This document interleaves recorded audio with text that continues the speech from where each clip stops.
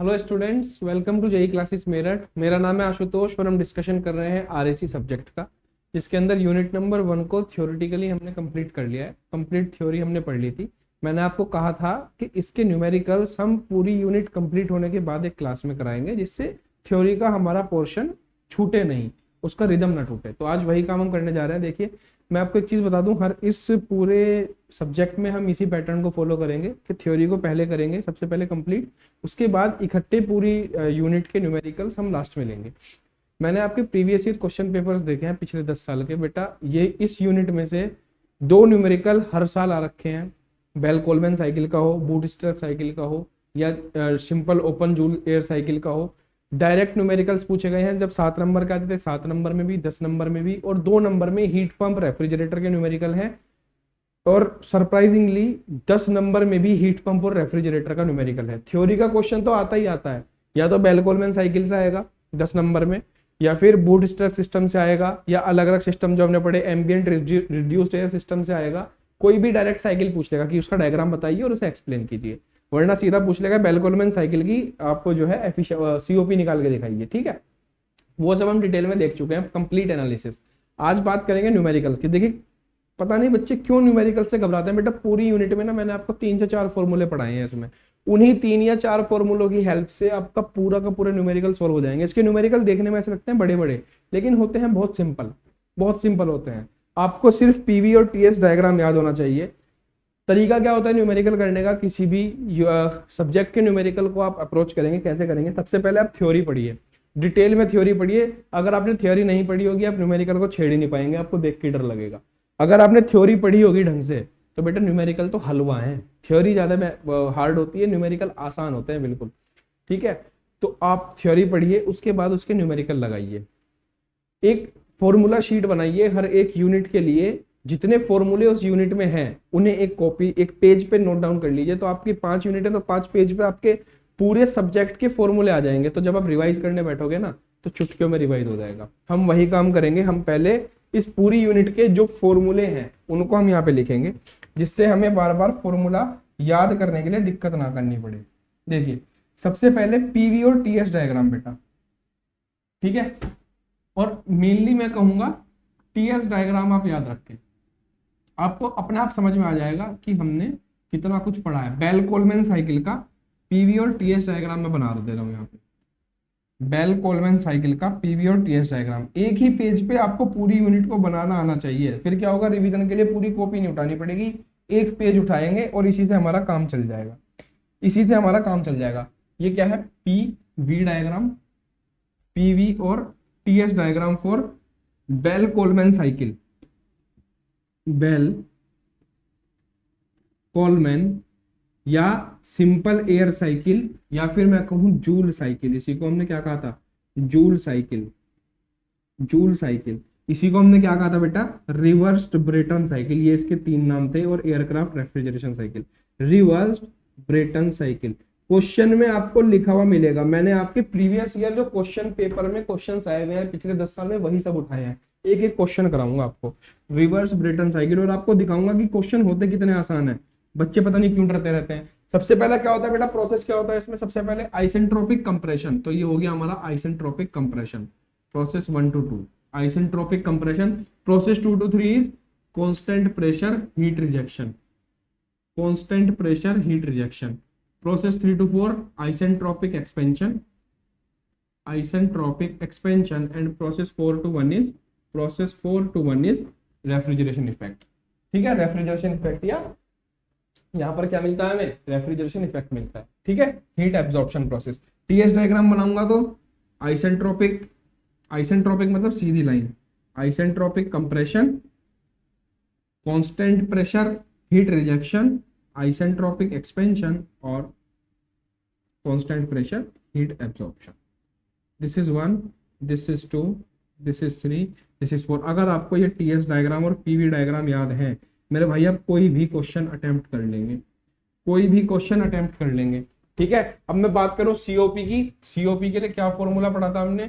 COP of Bell Coleman cycle, Bell Coleman cycle, या मैं ऐसे लिख दे रहा हूँ बस। सीओपी क्या थी इसकी?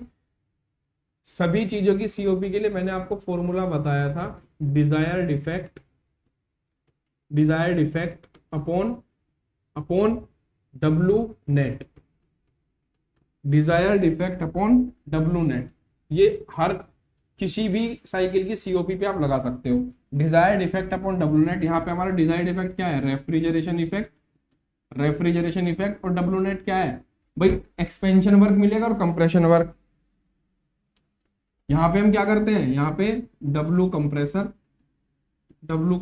मतलब कंप्रेसर वर्क देना पड़ेगा, यहाँ पे हमें एक्सपेंशन वर्क मिलेगा। यहाँ पे क्यों रिजेक्टेड, मतलब हीट रिजेक्ट होगी और यहाँ से क्यों एब्जॉर्ब, रेफ्रिजरेंट के अंदर हीट जाएगी तो क्यों एब्जॉर्ब। ठीक है बेटा, क्यों एब्जॉर्ब। तो डब्लू नेट क्या हो जाएगा, डब्लू नेट वुड बिकम, ये चीजें मैं थ्योरी में पढ़ा चुका हूं। अब डब्लू नेट क्या हो जाएगा, नेटवर्क टोटल कितना दिया माइनस टोटल कितना मिला, एक्सपेंशन। ठीक है, ये हो गया आपका डब्लू नेट। अच्छा, इसी को मैं अगर शॉर्ट फॉर्म में लिखना चाहूं तो सीओपी का एक फॉर्मूला निकल के आएगा बेटा, सीओपी का फॉर्मूला निकल के आएगा। रेफ्रिजरेशन इफेक्ट कहां से कहां तक मिलेगा, 1 से 4 तक, तो H1 माइनस H4, H क्या है एंथैल्पी, कंप्रेसर वर्क कितना है 1 से 2 तक, H2 माइनस H1। मैंने कहा था कि एंथैल्पी में खेलेंगे हम, एंथैल्पी में बात करेंगे, माइनस एक्सपेंशन वर्क निकालना है तो H4 माइनस H3, ये एक फॉर्मूला हो गया। और बेटा मैं कसम खाता हूं कि इन फॉर्मूले से अलग ना कोई फॉर्मूला इस्तेमाल नहीं होगा पूरे चैप्टर में, आप देखना। एक फॉर्मूला तो आपको ये याद रखना है, दिस वन, एक फॉर्मूला हो गया आपका, एक फॉर्मूला आपका कौन सा होगा, H1 H4 H3 हो गया। ठीक है, फॉर आइसेंट्रोपिक प्रोसेस मैंने आपको 2 फॉर्मूले बताए थे, for isentropic processes, isentropic for isentropic process एक फॉर्मूला बताया था मैंने आपको, T higher upon T lower, और मैंने कहा था इसका न्यूमेरिकल में इस्तेमाल होगा, जो टेम्परेचर वही प्रेशर और उसके अपोजिट वॉल्यूम, मतलब V lower upon V higher और इसकी पावर गामा -1। एक फॉर्मूला बेटा आपको ये बताया था मैंने, इन 2 फॉर्मूलों का इस्तेमाल होगा और हमारे सारे क्वेश्चन सॉल्व हो जाएंगे। यहाँ पर मैं ये लिख देता हूँ कि मैंने इनसे क्या क्या रिप्रेजेंट किया है। हियर H क्या है, एंथैल्पी, वो भी स्पेसिफिक एंथैल्पी, मतलब अपोन मास है किलो जूल पर केजी में। ठीक है, T टेम्परेचर, इस तरह से फॉर्मूला शीट बनाया करो। ये एक पूरे चैप्टर के आपके भी हो गए, एक पूरे चैप्टर में इतने 2 फॉर्मूले हैं बस। अब देखना आप सारे सवाल इन 2 फॉर्मूले से सोल्व होंगे। ठीक है, T is temperature, P is pressure, ठीक है, एंड V इज वॉल्यूम। ठीक है बड़े भाई, अब देखिए प्रेशर कैसा, मैंने कहा था ये कांस्टेंट प्रेशर लाइन है, तो ये हायर प्रेशर है, ये हायर प्रेशर लाइन है और ये लोअर प्रेशर लाइन है। ये लोअर प्रेशर है, P1 इक्वल टू P4 दिख रहा है ना, ये कौन सा है, कांस्टेंट प्रेशर प्रोसेस है, तो P1 is equal to P4, मतलब हमारे यहाँ पे क्या होगा, P1 is equal to P4 होगा। अगर हमें P1 की वैल्यू दी होगी तो P4 की वैल्यू निकालने की जरूरत नहीं है, अपने आप मिल जाएगी, क्योंकि P1 is equal to P4 है, और P2 and P2 is equal to P3। और ये क्या है, ये हमारा हायर प्रेशर है और ये हमारे लोअर प्रेशर है। अगर हमें क्यों भाई, यहाँ पे अगर एक बार पे हमारे पास हवा आई, हमने उसको कंप्रेस किया और हम उसे 4 बार पे ले गए, मतलब उसका प्रेशर बढ़ा दिया। ठीक है, तो हायर प्रेशर ऊपर मिलेगा, लोअर प्रेशर नीचे मिलेगा। ठीक है, ऐसे ही टेम्परेचर हम यहाँ से निकाल सकते हैं। सबसे हाई टेम्परेचर कब मिलेगा, इसके बाद। ये हमारे बेटा फॉर्मूला शीट हो गई बेल कोलमैन साइकिल की। बेल कोलमैन साइकिल में इससे अलग किसी फॉर्मूले का इस्तेमाल नहीं होगा। ठीक है, इससे अलग किसी फॉर्मूले का इस्तेमाल नहीं होगा। चलिए आगे एक शीट में बना देता हूं आपकी रेफ्रिजरेटर और हीट पंप की। Refrigerator and heat pump. बड़े भाई रेफ्रिजरेटर और हीट पंप के लिए मैंने आपको डायग्राम्स बताए थे। ये हमारा रेफ्रिजरेटर होगा, अगर दिस इज माय रेफ्रिजरेटर, इससे लोअर टेम्परेचर से हीट जा रही होगी अपर हायर टेम्परेचर में, लोअर टेम्परेचर से हीट जाएगी हायर टेम्परेचर में। ठीक है, सबसे पहले मैंने आपको कहा था आप यही डायग्राम बनाएंगे, इसके तो मैंने न्यूमेरिकल कराए हुए थे आपको एक दो। ठीक है, this is this and this one is this, T lower and T higher. इसकी मैं कॉपी ले लेता हूँ क्योंकि हीट पंप के लिए भी जरूरत पड़ेगी। मिरर दिस वन, ठीक है, एक ये हो गया and this one is here. ठीक है बेटा, देखिए इसको मैं बना देता हूँ refrigerator, this one is my refrigerator. ये हो गया टी हायर अपर टेम्परेचर केल्विन में, this is T lower in kelvin, और इसमें एक डब्ल्यू इनपुट आ रहा होगा, डब्ल्यू इन मतलब वर्क दे रहे होंगे, ये क्यू हायर जो अपर साइड में जा रही है and this is Q lower जो लोअर साइड से आ रही है। हीट जो यहाँ से बाहर निकल लिया है, और यहाँ ये क्या है हमारा, यही है हमारा रेफ्रिजरेशन इफेक्ट, रेफ्रिजरेशन इफेक्ट। ये हमें क्या चाहिए कि लोअर टेम्परेचर से हीट निकल के बाहर फेंकता रहे, लोअर टेम्परेचर से हीट निकाल के बाहर फेंकता रहे, तो ये मेरा रेफ्रिजरेशन इफेक्ट हो गया। वहीं अगर मैं हीट पंप की बात करूं तो डायग्राम बिल्कुल सेम होगा, डायग्राम बिल्कुल सेम होगा, डायग्राम बिल्कुल सेम होगा बेटा, कोई अंतर नहीं आएगा, कोई अंतर नहीं आएगा। बस हमारा हीटिंग इफेक्ट, रिक्वायर्ड इफेक्ट क्या होगा, ये होगा हमारा हीटिंग इफेक्ट, डिजायर्ड इफेक्ट। हमें चाहिए हीट पंप कमरा गर्म करने के लिए, और ये चाहिए हमें कोई कमरा ठंडा करने के लिए रेफ्रिजरेटर। तो हम चाहेंगे कि हमें कमरा ठंडा मिले, मतलब अंदर का चैम्बर है वो ठंडा मिले, तो हम क्यू लोअर को डिजायर्ड इफेक्ट मानेंगे, यहाँ पर हम इसको डिजायर्ड इफेक्ट मानेंगे। ये मैं पहले ही बता चुका हूं बेटा। सीओपी का फॉर्मूला देखो, सीओपी ऑफ रेफ्रिजरेटर क्या निकल के आई थी, desired effect upon work input, desired effect upon work input. Desired effect क्या है यहाँ पे, Q lower, Q lower upon W input अगर दिया होगा तो, डब्ल्यू इनपुट अगर दिया होगा तो, इसको थोड़ा छोटा लिख देता हूँ बेटा वरना आएगा नहीं यहाँ पे।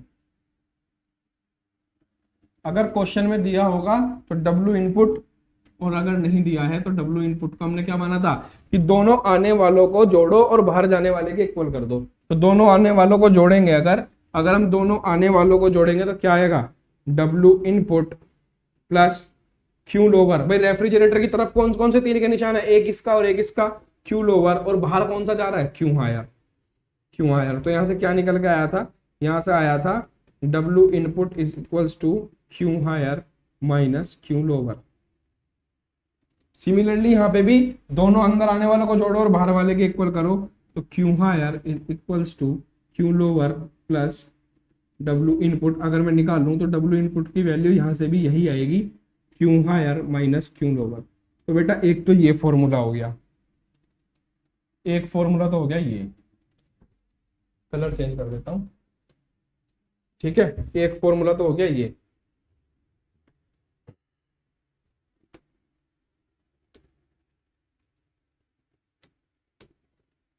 ठीक है जी, और एक फॉर्मूला आपका निकल के आएगा यहाँ से, डब्ल्यू इनपुट की वैल्यू जब मैं यहाँ रखूंगा ये आ जाएगी Q higher minus Q lower. Requirement के हिसाब से हम कोई सा भी फॉर्मूला इनमें से इस्तेमाल कर सकते हैं। ये होगी सीओपी ऑफ रेफ्रिजरेटर। अगर मैं बात करूं सीओपी ऑफ हीट पंप की, तो COP of heat pump is equals to desired effect upon W net work input equals to, desired effect क्या है, क्यू हायर है यहाँ पे, desired effect Q higher upon W input, और W input की value क्या है, Q higher upon Q higher minus Q lower. एक फॉर्मूला हो गया ये। कोई भी कार्नोट इसका सॉरी रेफ्रिजरेशन और हीट पंप से रिलेटेड क्वेश्चन होगा वो आपको इन फॉर्मूले से सोल्व हो जाएगा। एक इंपॉर्टेंट चीज जो मैंने आपको बताई थी आपको याद दिला दूं, फॉर रिवर्सिबल, अगर रिवर्सिबल लिख रहा होगा वर्ड रिवर्सिबल या कार्नोट, रिवर्सिबल या कार्नोट रेफ्रिजरेटर और heat pump, for reversible refrigerator और हीट पंप अगर क्वेश्चन में दिया होगा तो बड़े भाई क्यू की जगह टी रख देना बस, फिर हमें क्यू की जगह टी रख देना है बस। तो replace Q with T, replace Q with T in the formulas,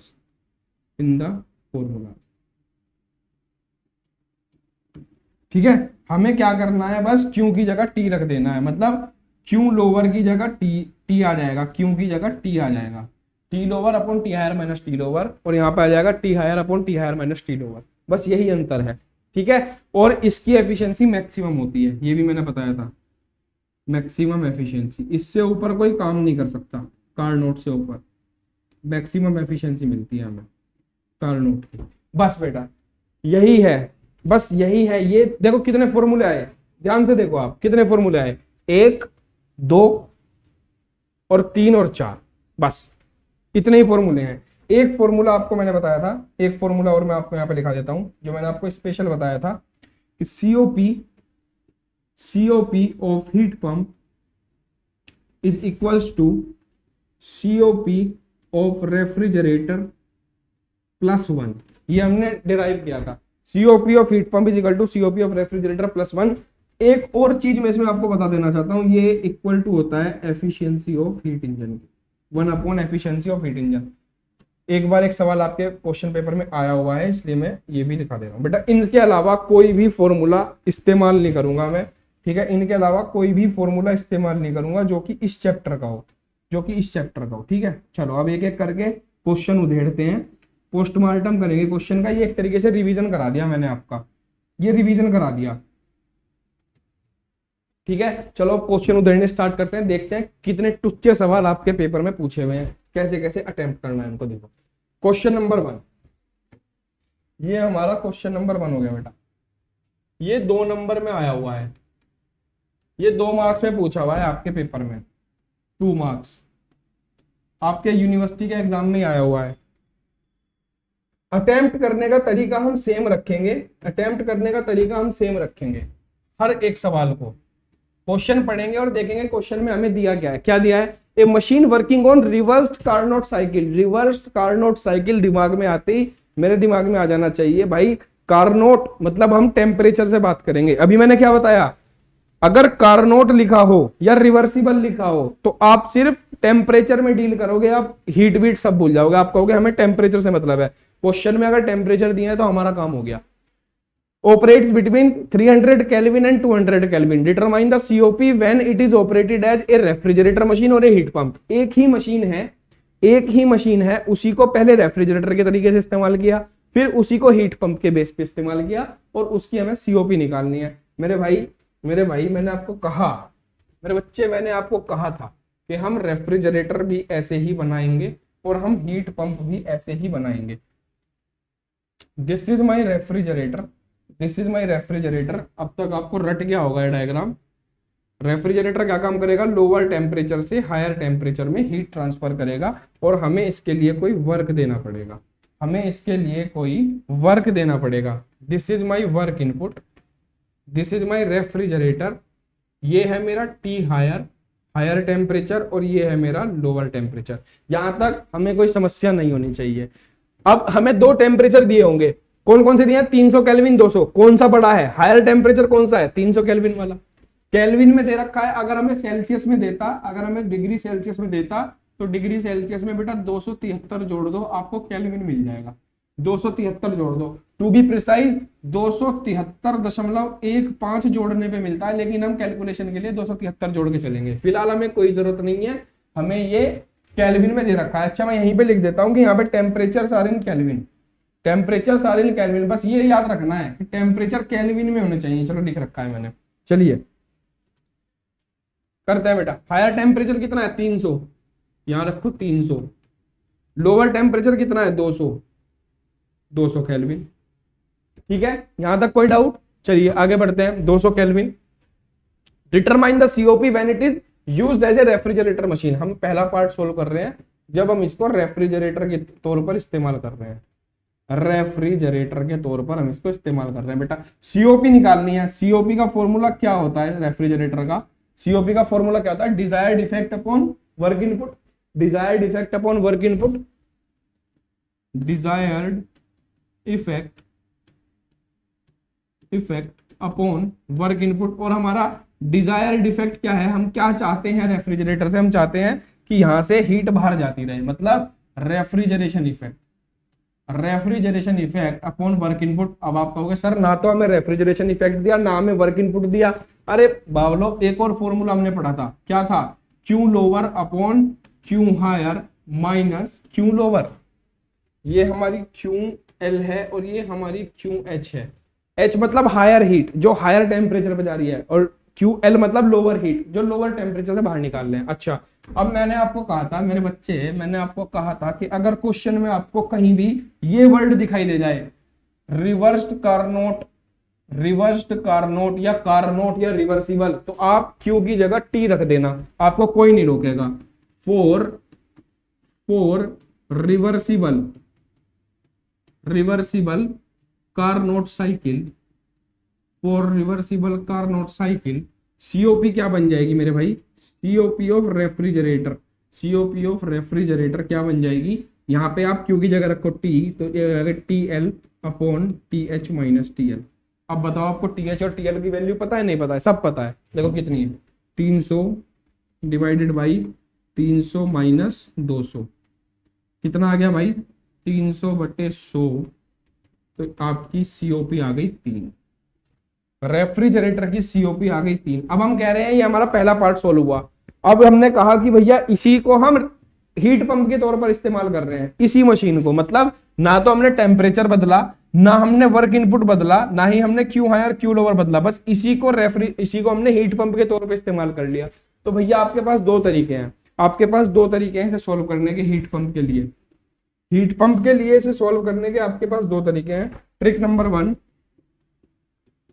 one, पहली ट्रिक कौन सी है, आप सिंपल यही फॉर्मूला लगाओ कि सीओपी ऑफ हीट पंप, अगर मैं हीट पंप इसको बना दूंगा तो हीट पंप के लिए क्या होता है, बस ये क्यू लोअर की जगह क्यू हायर हो जाएगा, और अगर मैं इसमें बात करूं तो टी लोअर की जगह टी हायर हो जाएगा, T higher upon T higher minus T lower. T higher कितना है, 300। अच्छा बेटा, अरे बच्चे गलत हो गया था, देखो गलत हो गया था, यहाँ 200 आएगा ना, 200, और यह आ जाएगा 200/100, 2 आएगी सीओपी। रेफ्रिजरेटर की सीओपी कभी भी हीट पंप की सीओपी से ज्यादा नहीं होगी, इससे आप पता कर सकते हो। रेफ्रिजरेटर की सीओपी कभी भी हीट पंप की सीओपी से ज्यादा नहीं होगी। क्यों नहीं होगी, क्योंकि फॉर्मूला आपको पता है, क्या आता है फॉर्मूला आता है COP of heat pump is equal to 1 plus COP of refrigerator, मतलब रेफ्रिजरेटर में एक जोड़ दो, ठीक है। तो यह कितना आएगा, 300 minus 200, that is 300/100 equals to 3। ये तो हो गया ट्रिक नंबर 1, आप सीधा फॉर्मूला लगाओ, वरना आप इसको दूसरे तरीके से कैसे कर सकते थे, ट्रिक 2 से। बेटा आपको एक बहुत सुंदर फॉर्मूला मैंने दिखाया, बहुत ही सुंदर फॉर्मूला मैंने दिखाया, COP of heat pump is equals to COP of refrigerator +1, और आपको इसकी वैल्यू पता है तो आप COP ऑफ हीट पंप निकाल सकते हो। COP of heat pump is equals to 2 + 1 equals to 3। आपकी मर्जी है, आप जो से भी फॉर्मूले से करना चाहो आप कर सकते हो, कोई नहीं रोकेगा आपको, ठीक है। ये हो गया पार्ट 1 और ये हो गया पार्ट 2। इतना सा सवाल था बस, पता नहीं बच्चे क्यों डरते हैं। एक फॉर्मूला, मैंने आपको 4 फॉर्मूले लिखाए हैं इस यूनिट में, चारों के चारों से हम क्वेश्चन सॉल्व करेंगे। देखिए अभी हमने कौन सा फॉर्मूला लगाया, हमने ये वाला फॉर्मूला लगाया, ये भी लगा सकते हो आप ये भी लगा सकते हो, आप ये भी लगा सकते हो, आपकी मर्जी है, ठीक है। 2 नंबर आपके पक्के हो गए। अगला सवाल करते हैं, चलो अगला सवाल करते हैं बेटा।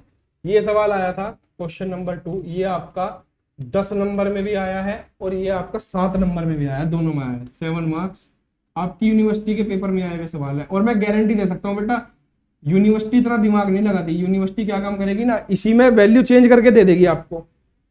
जैसे इस क्वेश्चन में अभी 300 200 दे दिया, अगली बार इसमें आपको 250 100 मिल जाएगा, बस इससे ज्यादा कुछ नहीं होगा। अब ये सवाल देखो, ये सवाल तो 7 और 10 नंबर का है भी नहीं, सच बताऊं तो। एक cold storage is to be maintained at -5 degree Celsius. एक सेकेंड पहले बेटा ये वाला कर लेते हैं, ये भी आपका, पहले ये वाला कर लेते हैं, कारण है। क्वेश्चन नंबर 3 कर लेते हैं पहले, क्योंकि ये आसान है थोड़ा सा। क्वेश्चन नंबर 3, ये भी आपका 10 मार्क्स में आया था, ये आपका 10 मार्क्स में आया था क्वेश्चन। देखिए, a machine working on Carnot cycle, Carnot cycle, Carnot का मतलब हम टेम्परेचर में बात करेंगे, हीट से हमें कोई मतलब नहीं है। A machine working on Carnot cycle operates between 305 m and 260 Kelvin. Determine the COP when it is operated as refrigeration machine, a heat pump and a heat engine. बेटा बिल्कुल ये वाला सवाल है, बिल्कुल ये वाला सवाल है, इसकी डिट्टो कॉपी, बस इसमें हीट इंजन और बढ़ा दिया। क्या कहा उसने भैया ने, उन्होंने भैया ने क्या कहा, भैया की सुन लेते हैं एक बार। भैया ने कहा एक मशीन है, एक मशीन है, उसे हम 3 तरीके से इस्तेमाल कर रहे हैं, उसे हम 3 तरीके से इस्तेमाल कर रहे हैं बड़े भाई, उसे हम 3 तरीके से इस्तेमाल कर रहे हैं। अब आपको समझ में आएगा कि क्यों फॉर्मूला इंपॉर्टेंट होता है इतना ज्यादा। ये देखिए, हमने कहा था कि भैया डायग्राम सेम बनेगा, हीट इंजन और रेफ्रिजरेशन का डायग्राम सेम बनेगा, हमने कुछ बदला तो नहीं। ये हो गया हमारा टी हायर, ये हो गया हमारा टी लोअर, ये मेरी मशीन हो गई कोई, मैं इसको मशीन लिख दे रहा हूँ, ठीक है, मैं अभी इसको नाम नहीं दे रहा, और ये हो गया डब्ल्यू इनपुट, ठीक है। यहाँ से क्यू हायर ऊपर जा रही है और यहाँ से क्यू लोअर ऊपर जा रही है, यहाँ से निकल के हीट ऊपर की तरफ जा रही है, ठीक है। हमने कहा जब हम इसको रेफ्रिजरेटर के तौर पे इस्तेमाल कर रहे हैं, मैं यहाँ पे लिख देता हूँ नंबर 1 रेफ्रिजरेटर। हम रेफ्रिजरेटर मान के चल रहे हैं, जो क्वेश्चन वाला कहता रहेगा हम वो करते रहेंगे, क्योंकि क्वेश्चन देने वाला माई बाप है, हम उसमें कुछ चेंज नहीं कर सकते, ठीक है। रेफ्रिजरेटर मान लेते हैं, उसने कहा किस पे टेम्परेचर क्या क्या है, 305 और 260, हायर कौन सा है 305, तो 305 को यहाँ लिख दो 305 केल्विन, और लोअर कौन सा है बेटे 260 केल्विन। बस हमने देखा, उसने कहा कार्नोट साइकिल, भैया हमारा काम हो गया। कार्नोट कहते हैं हमें कुछ और चाहिए ही नहीं, हमें बस टेम्परेचर चाहिए था, टेम्परेचर हमें मिल गया। Determine the COP, COP of Carnot, COP of refrigerator, COP of refrigerator क्या हो जाएगी कार्नोट के लिए, T lower upon T higher minus T lower. बेटा टुच्चे सवाल आते हैं ये, बिल्कुल टुच्चे। और टी लोअर कितना है 260 डिवाइडेड बाई 305 माइनस 260, तो सीओपी ऑफ रेफ्रिजरेटर कितना हो गया, सीओपी ऑफ रेफ्रिजरेटर मेरे भाई आएगा आपका, it will comes out to be 5.78, मैंने निकाला हुआ है पहले 5.78, it will comes out to be 5.78, ठीक है। एक पार्ट हमारा सोल्व हो गया बेटा। 10 नंबर का सवाल था ये आपका, 10 नंबर का। आप बताना मुझे इसमें क्या था और बच्चे क्यों छोड़ के आते हैं न्यूमेरिकल। आप इतनी देर में थ्योरी का सवाल करोगे ना, इतनी देर में तो आप 5 न्यूमेरिकल उड़ा के आ जाओगे। फिर उसने कहा इसी को हमने हीट पंप के तौर पे इस्तेमाल किया। अब यार या तो आप सीओपी ऑफ हीट पंप का फॉर्मूला लगा दो, हीट पंप मतलब वरना मैंने आपको शॉर्ट ट्रिक का फॉर्मूला बताया हुआ है।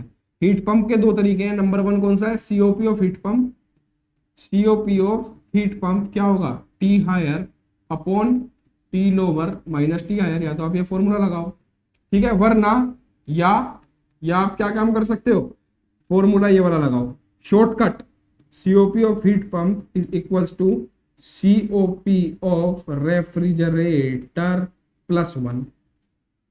कौन सा आसान है भाई, ये वाला आसान है, इसमें 1 ही तो जोड़ना है, कर दो।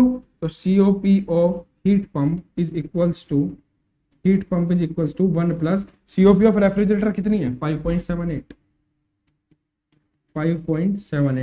तो सीओपी ऑफ हीट पंप कितनी आ गई भाई मेरे, सीओपी ऑफ हीट पंप आ गई 6.78। पेन भी उठाने की जरूरत नहीं है। और ये कब जायज है ये वाला फॉर्मूला, ये फॉर्मूला तब जायज है जब सेम मशीन को, इसी मशीन को हम अलग अलग तरीके में इस्तेमाल कर रहे हैं। पहले इस मशीन को हीट पंप बना दिया, फिर इस मशीन को रेफ्रिजरेटर बना दिया। अब वो कह रहा है एक नया टॉपिक आपके सामने आया इस क्वेश्चन में। देखिए जानबूझ के मैंने क्वेश्चन आपका इसमें डाला था ताकि आपको ये चीज बता सकूं मैं। एक नया टॉपिक आया मेरे भाई, उसने कहा आप हमें बताइए कि हम इसको इस्तेमाल कर रहे हैं एज ए हीट इंजन। मेरे भाई सबसे पहले तो इसका नाम है इंजन। तो इंजन एक वर्क प्रोड्यूसिंग डिवाइस होता है, ना कि वर्क कंज्यूमिंग। इन्हें इसमें नहीं डालना चाहिए था, फिर भी क्वेश्चन डाल दिया, तो मैंने उठाया है ये क्वेश्चन जानबूझ के, जिससे आपको पता चले, ठीक है। हीट इंजन होता है वर्क प्रोड्यूसिंग डिवाइस, मतलब आपको वर्क मिलेगा। और ये हीट भी ऊपर से नीचे की तरफ आएंगी, हायर से लोअर की तरफ। अब इतना झंझट मत पालो, इतना झंझट मत पालो। मैंने आपको एक सुंदर सा फॉर्मूला याद कराया है, अगर आप देखेंगे एक बहुत सुंदर फॉर्मूला मैंने आपको याद कराया, COP of heat pump is equal to COP of refrigerator plus 1 और 1 upon efficiency of heat engine, 1 upon efficiency of heat engine. इस फॉर्मूले का इस्तेमाल करो, इस फॉर्मूले का इस्तेमाल करो। मैंने कहा COP of heat pump is equals to 1 upon efficiency of heat engine. मेरे भाई वर्क प्रोड्यूसिंग डिवाइस की एफिशिएंसी निकलती है, वर्क प्रोड्यूसिंग डिवाइस की एफिशिएंसी निकलती है, और इन्होंने कहा है सीओपी। पहली बात तो सवाल की लैंग्वेज ही गलत हो गई, हीट इंजन की सीओपी नहीं निकाल सकते, हीट इंजन की एफिशिएंसी निकालेंगे। हमें ये पता है, ये निकालना है, कर दो काम। जब भी एक ही डिवाइस को अलग अलग तरीके से इस्तेमाल करेंगे भाई, ये वाला फॉर्मूला आपका बहुत काम आएगा, भगवान कसम बहुत काम आएगा। ठीक है, सीओपी ऑफ एफिशिएंसी कितना होगा, ये कितना है, हीट पंप की कितनी है 6.78, 6.78 is equals to 1 upon efficiency of heat engine. बेटा एफिशिएंसी को इधर ले जाओ, एफिशिएंसी ऐसे होता है ईटा से डिवाइड, ईटा से रिप्रेजेंट करता है इसको, 6.78 it will comes out to be, efficiency of heat engine will comes out to be, इसको जब आप डिवाइड करोगे आपको मिलेगा 0.1475, 0.1475। अब आप कहोगे सर एफिशिएंसी तो 1 से 100 के बीच में होनी चाहिए। बड़े भाई ये डेसिमल में आई है, अगर इसको मैं कहूँ ना परसेंटेज में चेंज कर दो तो ये हो जाएगी 14.75%। 2 दशमलव के आगे दशमलव लगा दो तो आपको परसेंटेज में मिल जाएगी इतनी एफिशिएंसी। बताओ क्या था 10 नंबर में, क्या था बेटा, मैं समझा के कर रहा हूँ, जब मुझे इतना टाइम लगा, ये 2 मिनट का सवाल है, 2 मिनट का।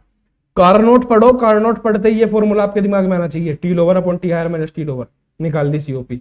आप पढ़ोगे फिर क्या, कारनोट रेफ्रिजरेटर की होगी, अब क्या कहा हीट पंप के लिए निकालो, तो भैया हीट पंप में कुछ नहीं करो, इसमें एक जोड़ दो, इसमें एक जोड़ दो। ठीक है, फिर कहा हीट इंजन, हीट इंजन के लिए इसको एक से डिवाइड कर दो, एक फॉर्मूला आपका पूरा जीवन निकल जाएगा ये वाला। ठीक है, चलिए अब करते हैं ये वाला सवाल, अब करते हैं ये वाला सवाल। ये सवाल आपका आया था भाई 7 नंबर और 10 नंबर में आया हुआ है, और ये सवाल रिपीटेड है, ये सवाल रिपीटेड है आपका, बार बार आया है, बार बार आया हुआ है। ये क्या लिखा है, लिखा है a cold storage is to be maintained at -5 degree Celsius while the surrounding are 35 degree Celsius. जो भी दो टेम्परेचर आपको दिए हुए होंगे, जो भी दो टेम्परेचर आपको दिए हुए होंगे, उसमें से हायर टेम्परेचर होगा, एक हायर वैल्यू होगी, एक लोअर वैल्यू होगी। कौन सा ज्यादा है, ये ज्यादा है, ये कम है, तो ये हायर वैल्यू है, लोअर वैल्यू है। सबसे पहला काम मैंने आपको क्या बताया हुआ है, कैसे बताया, हम कैसे अटेम्प्ट करेंगे क्वेश्चन मेरे भाई, हम ऐसे अटेम्प्ट करेंगे। सबसे पहले हम बनाएंगे डायग्राम।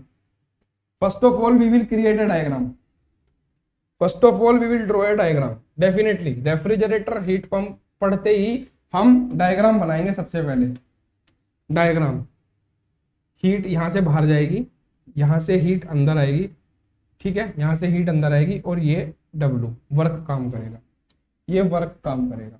ठीक है, ये होगा मेरा T हायर, हायर टेम्परेचर, ये होगा मेरा लोअर टेम्परेचर, और ये होगा मेरा वर्क इनपुट। अच्छा, क्या इन्होंने दिया है, रेफ्रिजरेशन है, कोल्ड स्टोरेज है तो रेफ्रिजरेटर है, तो इसको मैं लिख ले रहा हूँ रेफ्रिजरेटर, ये मेरा रेफ्रिजरेटर। अच्छा, अब देखो क्या क्या दिया है, उन्होंने कहा है maintain at, cold storage maintain कर रहा है -5 डिग्री सेल्सियस पे, मतलब केबिन के अंदर का टेम्परेचर, कोल्ड स्टोरेज के अंदर का टेम्परेचर इज -5 डिग्री सेल्सियस, है ना।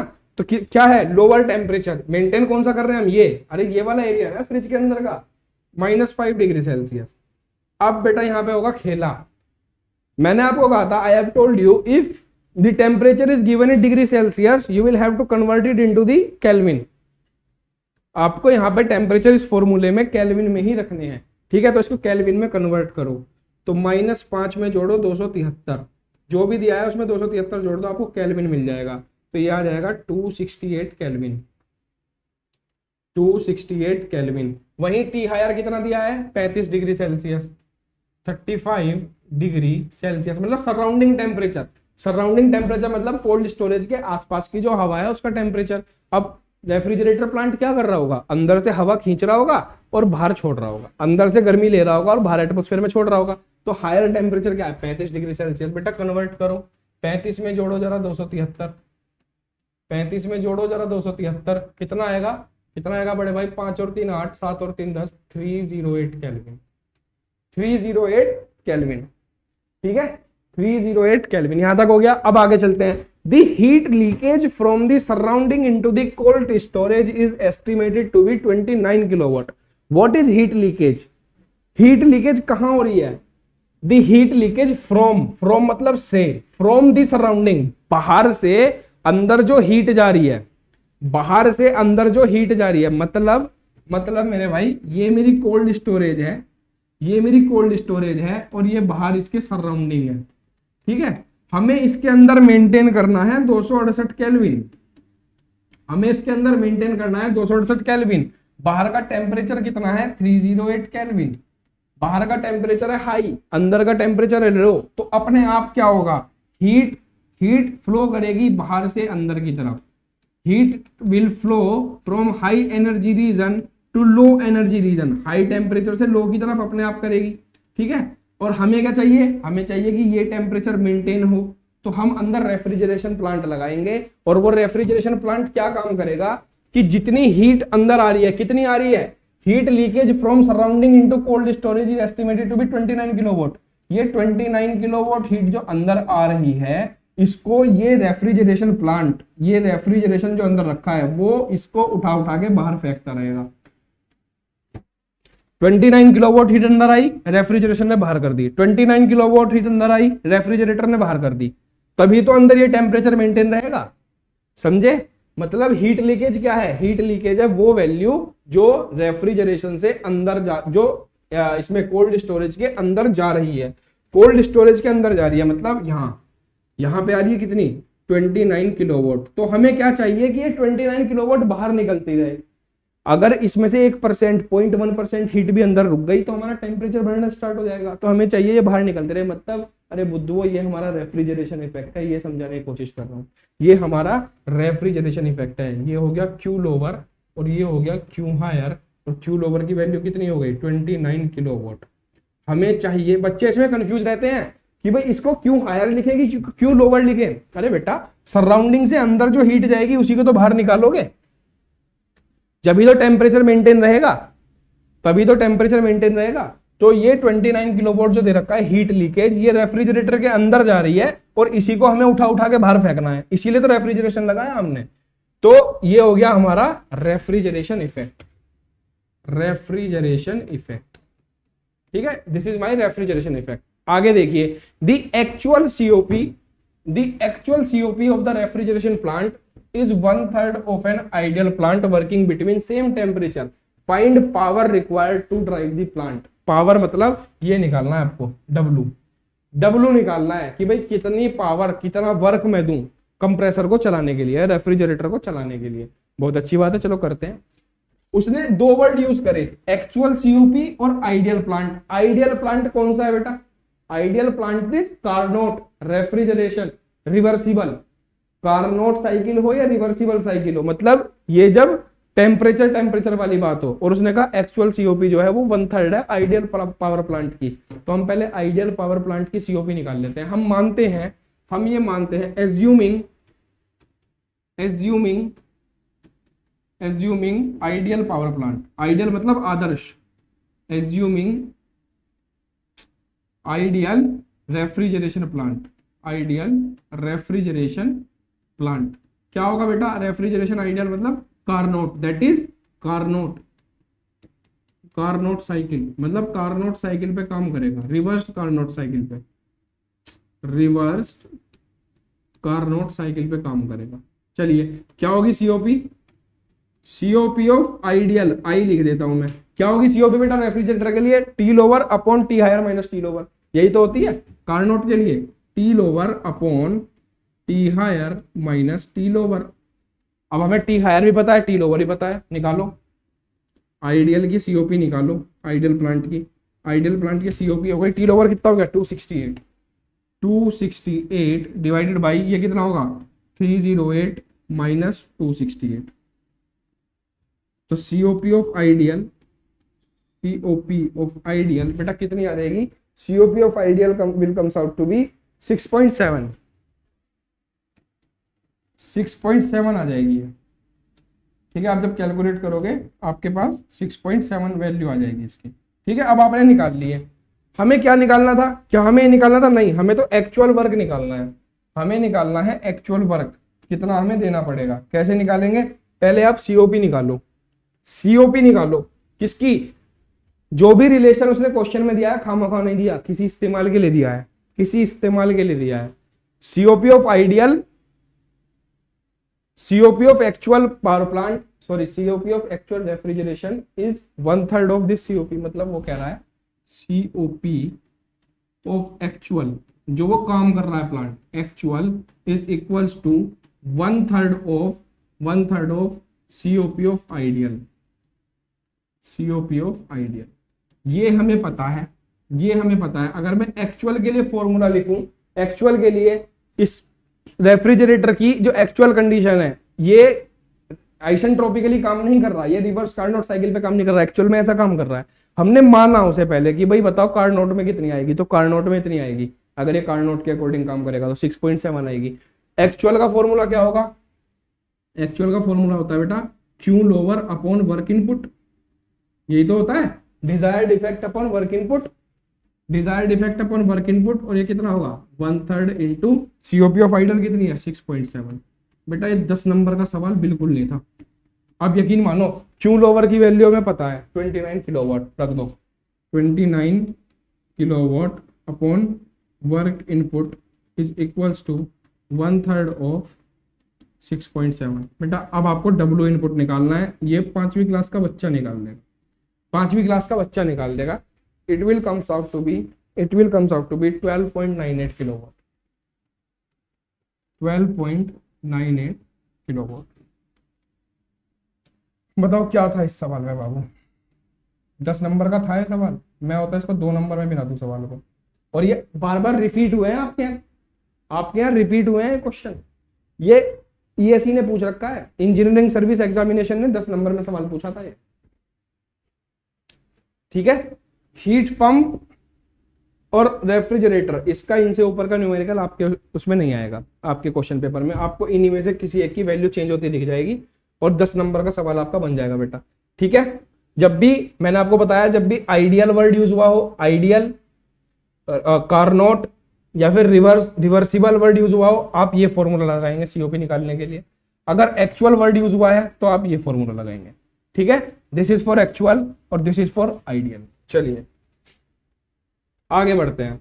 अब बेटा चलते हैं अपनी रेफ्रिजरेशन साइकिल के ऊपर, एयर रेफ्रिजरेशन साइकिल के ऊपर।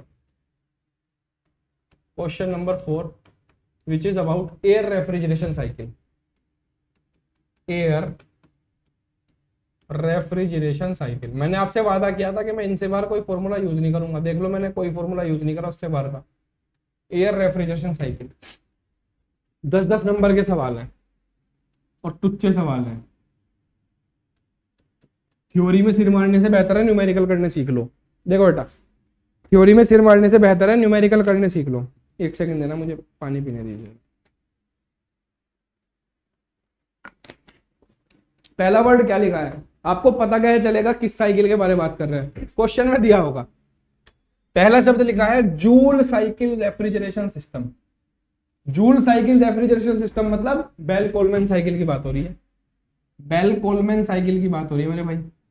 बना लो बेल कोलमैन साइकिल, सबसे पहले टीएस डायग्राम बना लो बेल कोलमैन साइकिल का।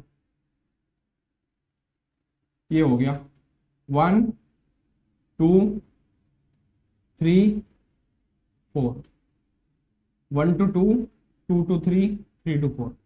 Joule refrigeration system, line by line चलेंगे बिल्कुल, क्वेश्चन को ऐसे ही अटेम्प्ट करा करो, लाइन बाय लाइन चलो। Has an outlet temperature from the cold space at 270 kelvin and turbine inlet at 318 kelvin. क्या कहना चाहता है भाई, क्या कहना चाह रहा है कवि, सुनिएगा। कवि कह रहा है outlet temperature from the cold space, मतलब जो कोल्ड स्पेस से हवा बाहर जा रही है वो 270 केल्विन पे जा रही है। Outlet temperature of cold spaces, जो हवा बाहर जा रही है वो 270 डिग्री पे जा रही है, 270 केल्विन पे, ठीक है। And turbine inlet S 318 kelvin. बेटा टर्बाइन इनलेट कहां पे, टर्बाइन कहां पे लगी होती है हमारी, सबसे पहले होता है आइसेंट्रोपिक कंप्रेशन, फिर होता है हीट एक्सचेंजर। सबसे पहले क्या बताया था, कंप्रेसर, हीट एक्सचेंजर, फिर टर्बाइन और फिर एक हीट एक्सचेंजर। बेटा टर्बाइन का इनलेट ये होगा। पॉइंट नंबर 3, तो क्या दिया है, पॉइंट नंबर 3 पे टेम्परेचर दिया है। जो कुछ हमें दिया है वो आप सबसे पहले लिखना सीखिए, जो कुछ हमें क्वेश्चन में दिया है वो आप लिखना सीखिए। गिवन डेटा बेटा T3 दिया है, T3 कितना दिया है, temperature at point 3 that is 318 kelvin, 318 kelvin.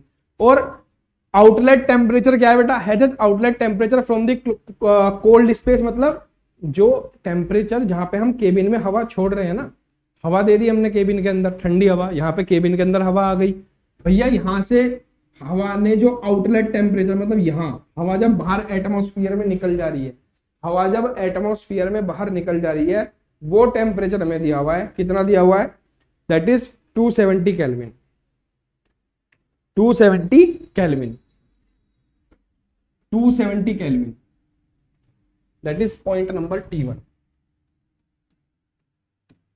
270 kelvin.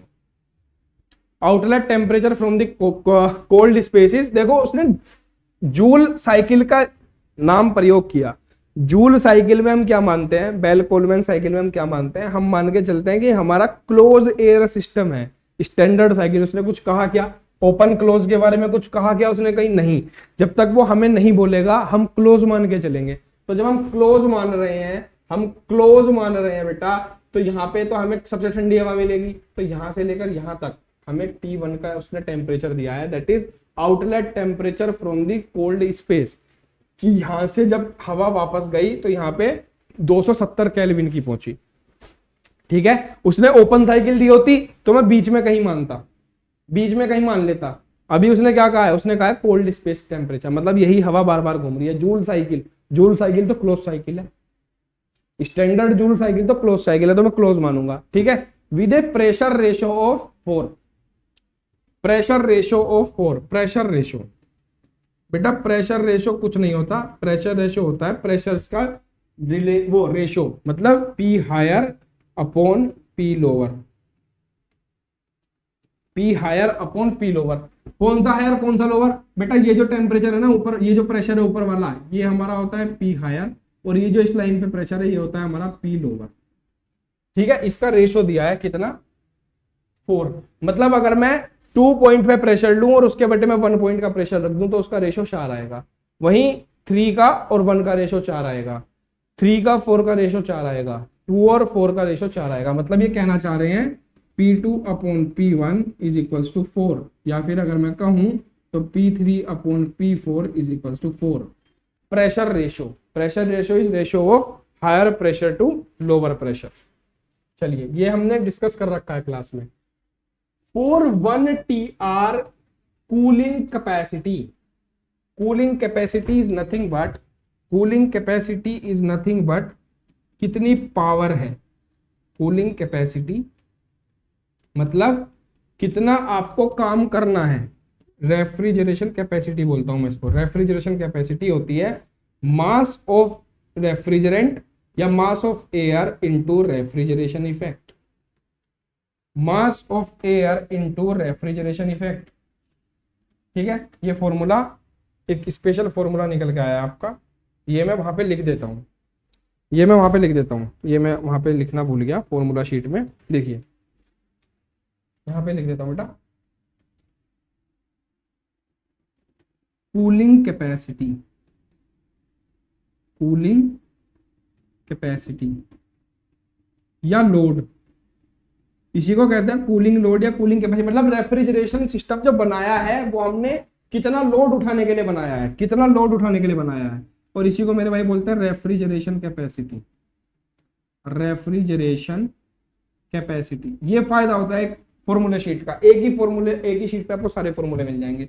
क्या होगा, रेफ्रिजरेशन कैपेसिटी जो भी होगी वो होगा mass of refrigerant into refrigeration effect. मतलब एक पर्टिकुलर लोड के लिए आपको कितना रेफ्रिजरेंट फ्लो करना पड़ेगा, कितना रेफ्रिजरेंट फ्लो करना पड़ेगा। यहां पर मास ऑफ, ये क्या है, ये है मास of air, mass of air मतलब कितनी एयर अंदर घूम रही है सिस्टम के अंदर। बस ये एक फॉर्मूला हो गया। तो अब हो गए आपके 1 2 3 और 4 5 फॉर्मूले हो गए। 5 फॉर्मूले में सारा चैप्टर खत्म है बेटा। चलो कूलिंग कैपेसिटी दी है, मतलब 1 TR में। अच्छा, कभी भी हम टन ऑफ TR मतलब टन ऑफ रेफ्रिजरेशन, हम टन ऑफ रेफ्रिजरेशन को टन ऑफ रेफ्रिजरेशन में नहीं छोड़ेंगे, सबसे पहले उसको किलोवाट में कन्वर्ट करेंगे, सबसे पहले उसको किलोवाट में कन्वर्ट करेंगे। बेटा कितना दिया है हमें, हमें दिया है 1 TR, तो आरसी की वैल्यू हमें दी है, RC is equals to 1 TR ton of refrigeration. अब 1 TR कितना होता है, 1 इंटू हमने लिखा था 3.5167 किलोवाट, अगर आपको याद हो तो। 1 TR में होते हैं 3.5167 किलोवाट, ये आपको याद रखना पड़ेगा। तो कितना आ गया, 3.5167 किलोवाट। एक चीज याद रखना, क्वेश्चन में कोई भी डेटा खामोखा नहीं दिया जाता, कहीं ना कहीं काम आता है, कहीं ना कहीं काम आता है वो। यहां तक हमें सब कुछ दे रखा है उसने। अब हम चलेंगे आगे। जब हमने क्वेश्चन से सारा डेटा उठा लिया, अब हम देखेंगे कौन कौन से फॉर्मूले का हम इस्तेमाल कर सकते हैं और हमें निकालना क्या क्या है। सबसे पहले मैं आपको दोबारा बता दूं बेटा, जूल साइकिल दी थी तो हमने जूल साइकिल ड्रॉ करी, फिर उसने कहा outlet temperature from the cold space, यहां से लेके यहां तक ठंडी हवा केबिन के अंदर जा रही है, वापस कहां पे घुसेगी, कोल्ड स्पेस से वापस कहां घुसेगी, कंप्रेसर में। तो कंप्रेसर मतलब यहां, मतलब हवा का टेम्परेचर जो यहाँ पे दिया हुआ है हमें 1 पॉइंट पे, from the cold space as 270 kelvin, मतलब यहाँ पे 270 केल्विन पे आ गई। And turbine inlet, turbine inlet कहाँ है, टरबाइन ये है, टरबाइन यहाँ पे है। तो इनलेट पॉइंट कौन सा है टरबाइन का, point number 318 with A pressure ratio 4। ठीक है, चलिए अब आगे सोल्व करते हैं इसको, क्या क्या पूछ रखा है अब ये देखेंगे। बेटा जब भी जूल साइकिल की बात करें, बेल कोलमैन साइकिल की बात करें, बूट स्ट्रैप रेफ्रिजरेशन सिस्टम की बात करें, हम किसी भी रेफ्रिजरेशन साइकिल की बात करेंगे तो हमें कुछ नहीं करना, हमें एक काम करना है, हर एक पॉइंट पे हमें टेम्परेचर पता होना चाहिए। बस आप इतना कर लो, हर एक पॉइंट पे टेम्परेचर निकाल लो, वो आपको 2 पॉइंट के टेम्परेचर देगा हर सवाल में, हर सवाल में 2 पॉइंट के टेम्परेचर देगा, और 99% वो दोनों पॉइंट यही होंगे, 1 और 3। हम आगे भी 2-3 सवाल हैं, हम उसमें भी देखेंगे। 99% आपका जो पॉइंट के टेम्परेचर होंगे दैट वुड बी 1 and 3। ठीक है, अभी भी देखिए क्या दिया है, टेम्परेचर हमें 1 और 3 का दे दिया। प्रेशर आपको पता होगा, प्रेशर आपको दिया होगा, एक प्रेशर दिया होगा, दूसरा आप निकाल लोगे। किससे निकालोगे, जो फॉर्मूला मैंने बताया था उससे। देखो सबसे पहले इसने पूछा है मास फ्लो रेट निकालना है। बेटा mass flow rate is nothing but this, M में mass flow rate. Mass flow rate निकालने के लिए हमें क्या करना पड़ेगा, हमें रेफ्रिजरेशन कैपेसिटी तो पता है, लेकिन रेफ्रिजरेशन इफेक्ट निकालना पड़ेगा, रेफ्रिजरेशन इफेक्ट निकालना पड़ेगा। रेफ्रिजरेशन इफेक्ट क्या होगा, रेफ्रिजरेशन इफेक्ट कहां मिल रहा है हमें, देखिए ये तो है डब्ल्यू कंप्रेसर, यहाँ तो कंप्रेसर वर्क है, ये है एक्सपेंशन वर्क, यहाँ एक्सपेंशन वर्क मिलेगा, यहाँ पे क्यू रिजेक्शन होगा, क्यू रिजेक्शन बेटा यहाँ मिल रहा है हमें, यहाँ मिल रहा है रेफ्रिजरेशन इफेक्ट। तो रेफ्रिजरेशन इफेक्ट कितना होगा, H1 - H4, H1 - H4, मतलब मुझे H1 की वैल्यू चाहिए और H4 की, मैंने कहा था ना एंथैल्पी की टर्म में चलेंगे, एंथैल्पी की टर्म में चलेंगे। ठीक है, और एंथैल्पी का फॉर्मूला क्या है, एंथैल्पी इज एंथैल्पी होती है बेटा mCpT, किसी भी पॉइंट पर टेम्परेचर mCpT, और T की वैल्यू आप, Cp की वैल्यू आप याद कर लीजिए। Cp अगर एयर के लिए नहीं दी है क्वेश्चन में, Cp अगर नहीं दिया बेटा, ये होती है 1.005 किलो जूल पर kg केल्विन फॉर एयर, और हम एयर रेफ्रिजरेशन सिस्टम की बात कर रहे हैं, तो ये वैल्यू तो आपको याद होनी ही चाहिए, ये वैल्यू आप याद कर लीजिए, 1.005 किलो जूल पर केल्विन, किलो जूल पर kg केल्विन। ठीक है, अगर मैं रेफ्रिजरेशन इफेक्ट की बात करूं, अगर मैं रेफ्रिजरेशन इफेक्ट की बात करूं, तो रेफ्रिजरेशन इफेक्ट होगा मेरा H1 - H4। ठीक है, H1 को अगर मैं रखूंगा mCpT1 - mCpT4, तो ये आ जाएगा भैया मेरे, m और Cp को ले लेता हूं कॉमन, T1 - T4। तो मुझे 4 पॉइंट पे टेम्परेचर निकालना है। कुल मिला के बात वहीं आ गई घूम फिर के। मैंने आपको क्या तरीका बताया, ट्रिक सबसे पहली, आप हर एक पॉइंट का टेम्परेचर ज्ञात करेंगे। You will find the temperature at all of the point. देखिए आपको Cp दी हुई है, यहाँ पे Cp इसने दिया है, अगर ये नहीं देता तो ये स्टैंडर्ड वैल्यू है 1.005। ठीक है, खास बात क्या है कि उसने ना आइसेंट्रोपिक कंप्रेसर ही दिए हैं, कंप्रेसर भी आइसेंट्रोपिक है और टरबाइन भी आइसेंट्रोपिक है, तो हमें सिरदर्दी नहीं पालनी, ज्यादा सिरदर्दी नहीं पालनी। मैं बेटा इसको मिटा दे रहा हूँ क्योंकि ये दिया है क्वेश्चन में, है ना, इसको मैं मिटा दे रहा हूँ। चलिए, तो सबसे पहले हम क्या करेंगे, किसी भी बेल कोलबैन साइकिल में, किसी भी जूल रेफ्रिजरेशन साइकिल में, किसी भी एयर रेफ्रिजरेशन साइकिल में, सबसे पहले we will find the temperature at various points. Line से चलते हैं, लाइन से 1 से 2 पे चलते हैं। पहले 1 का पता है, हाँ जी पता है, 1 का टेम्परेचर हमें क्वेश्चन में दिया है। 2 का निकालना है। बेटा कोई सा फॉर्मूला है क्या ऐसा जो रिलेशन बताता है प्रेशर और टेम्परेचर का? मेरे भाई ये बड़े भाई ये सबसे इंपॉर्टेंट फॉर्मूला है आपका। This is very important formula. लगाइए, जो टेम्परेचर वो प्रेशर, उसके अपोजिट वॉल्यूम। ये किसी भी आइसेंट्रोपिक प्रोसेस पे लग जाएगा। आइसेंट्रोपिक, अभी हम कैसा कंप्रेशन कर रहे हैं, स्टैंडर्ड जूल साइकिल के लिए आइसेंट्रोपिक ही होता है। 4 हम लिखेंगे, 4 आइसेंट्रोपिक कंप्रेशन प्रोसेस 1 to 2। बेटा क्या फॉर्मूला लगाया हमने कहा T higher upon T lower is equals to P higher upon P lower की पावर गामा -1 अपॉन गामा। अब देखिए आपको ना CP की वैल्यू दी है, गामा की वैल्यू नहीं दी। CP की वैल्यू दी है, गामा की वैल्यू नहीं दी। बेटा स्टैंडर्ड वैल्यूज मैं यहाँ पे लिखा देता हूँ आपको, स्टैंडर्ड वैल्यूज यहाँ लिखा देता हूँ एयर के लिए। फॉर एयर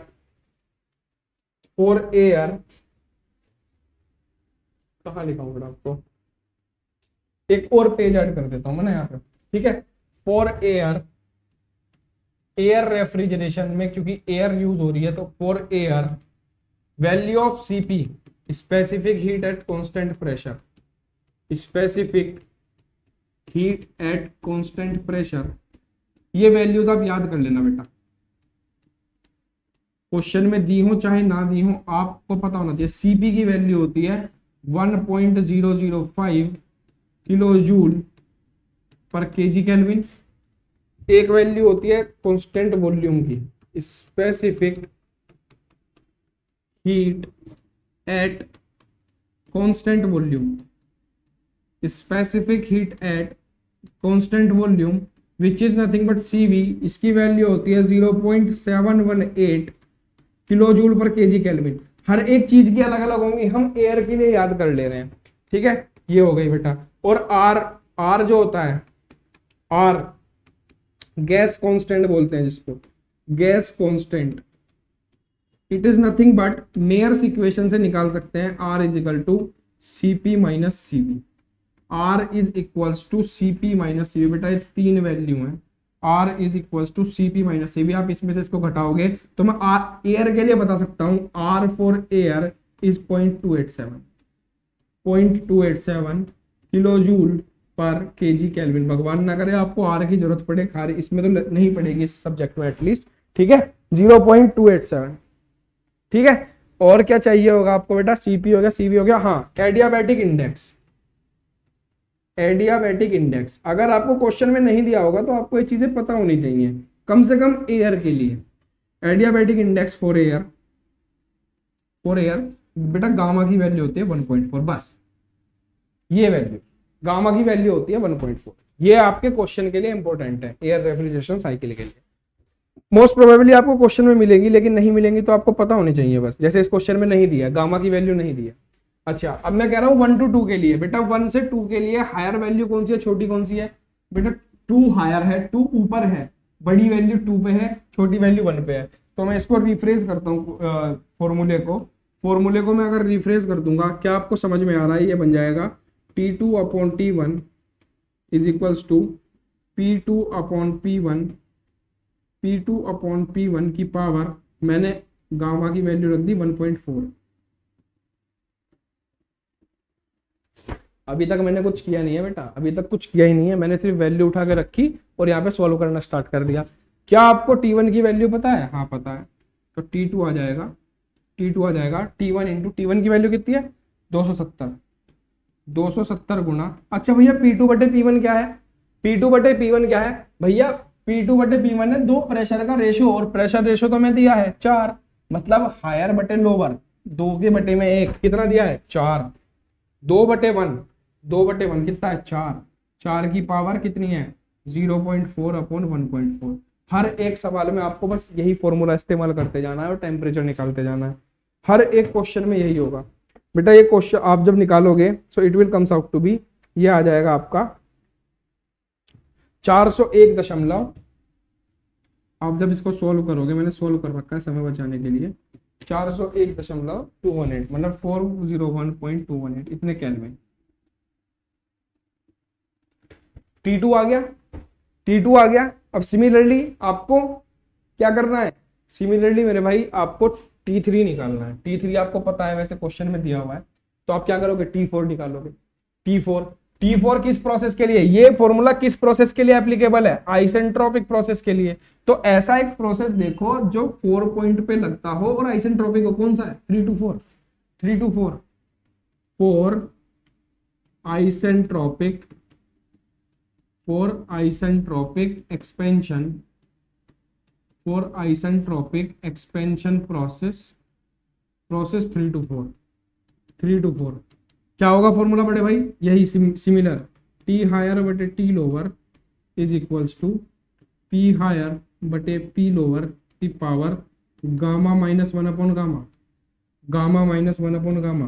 बेटा बताओ टी हायर कितना होगा, 3 से 4 में हायर कौन सा पॉइंट है 3 और छोटा कौन सा है 4, ऊपर कौन सा है तीसरा, नीचे कौन सा चौथा। तो लिख लीजिए T3 बटे T4 is equals to P3 बटे P4 की पावर, गामा की वैल्यू कितनी है, गामा यहां मैं लिख देता हूं कहीं पे कि gamma is 1, gamma is 1 for air, sorry 1.4, gamma is not 1 it is 1.4, gamma is 1.4 for air.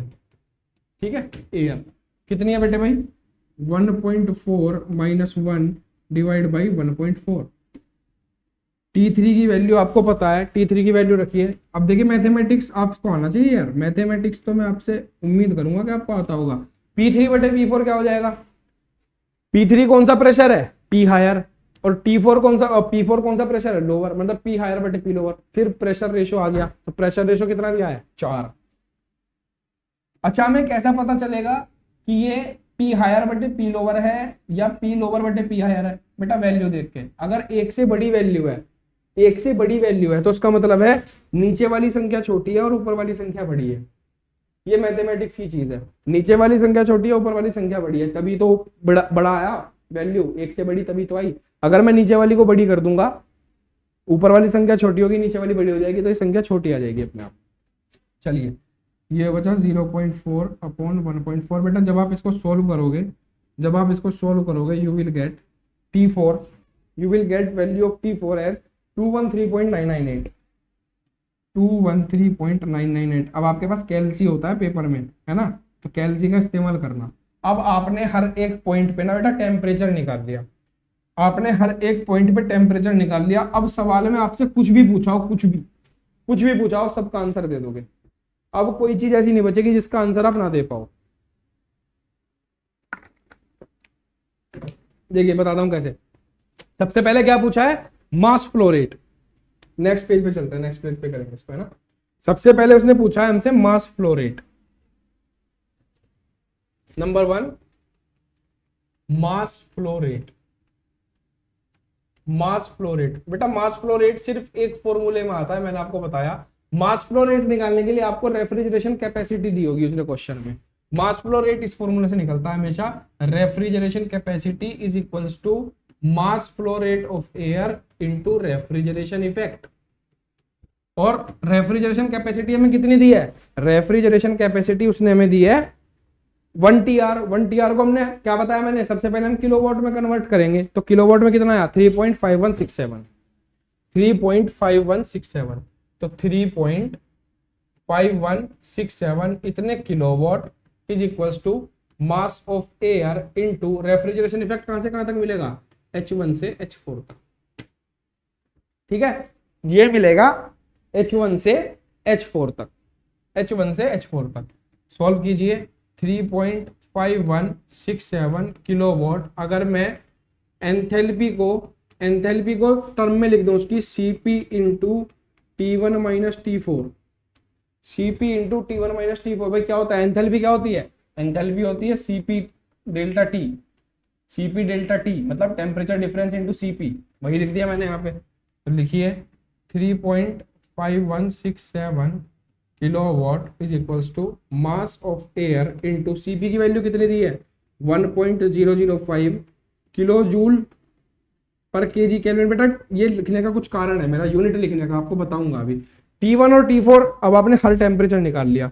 T1 कितना है, T1 इज 270 और T4 इज 213.998, 213.998, 270 माइनस 213.998। मैंने कहा ना आप कुछ भी निकाल के बता दोगे आप, अब बस एम ए की वैल्यू निकाल दो यहाँ से।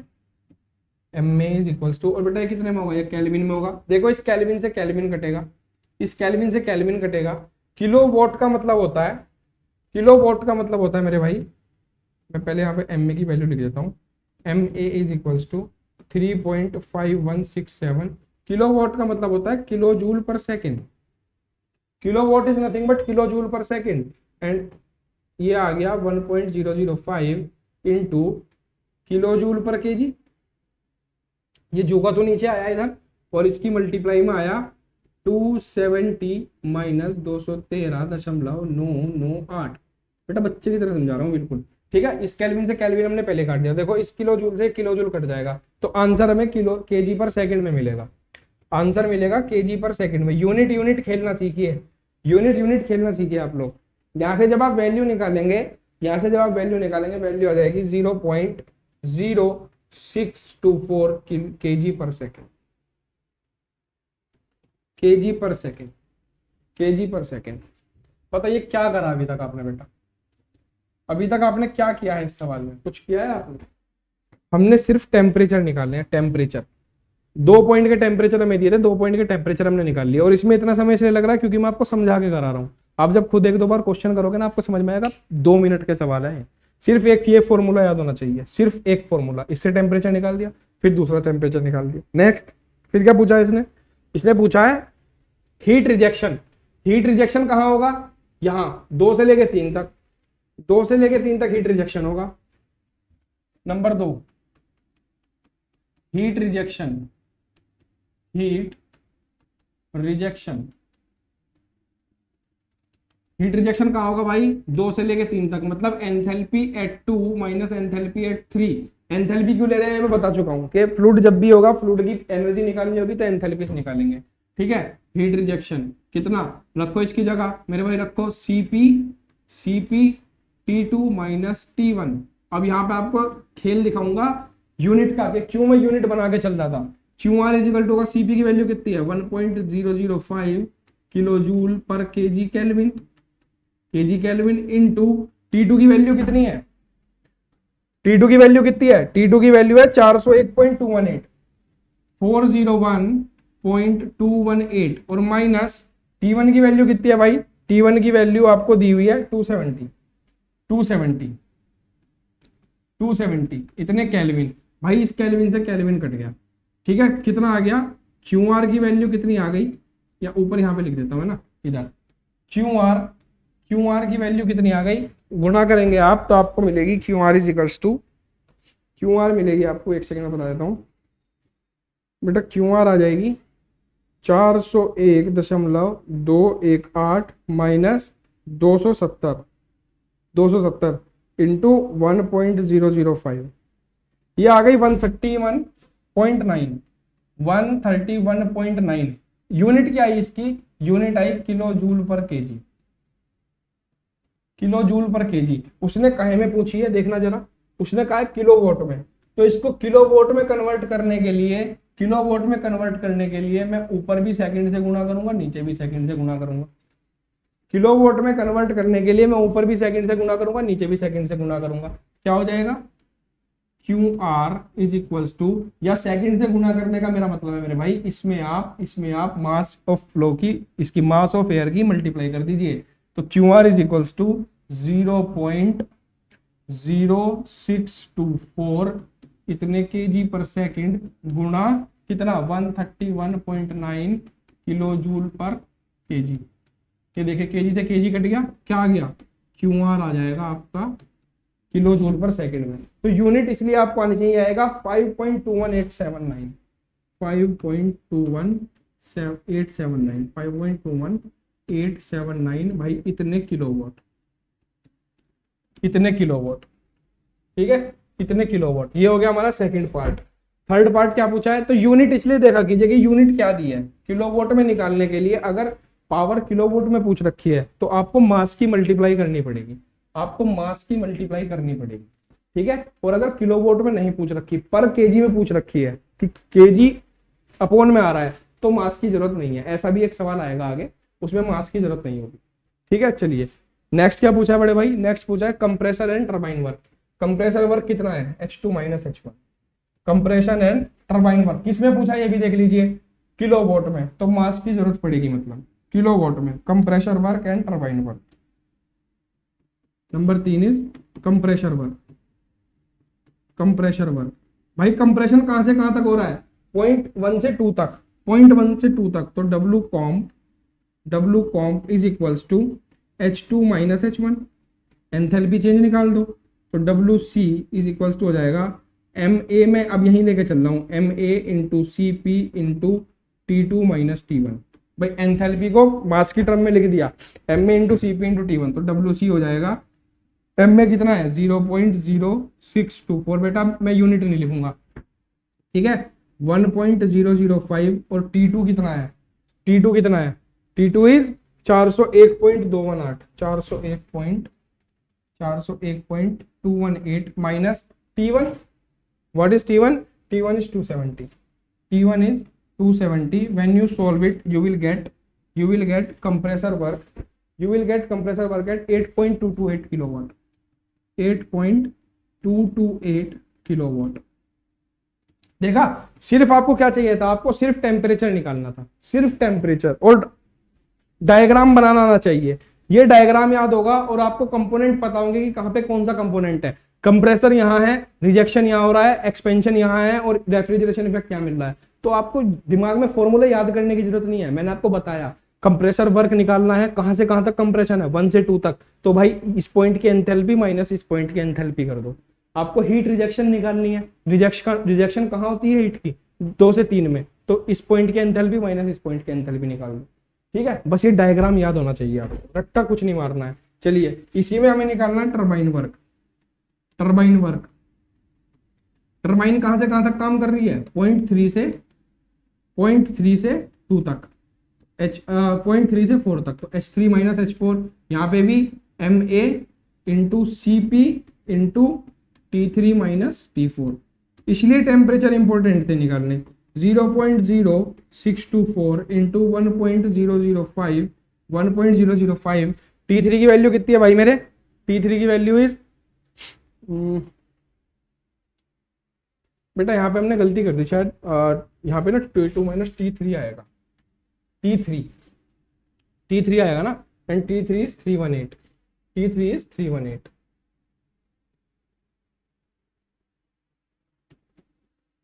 है ना, 318।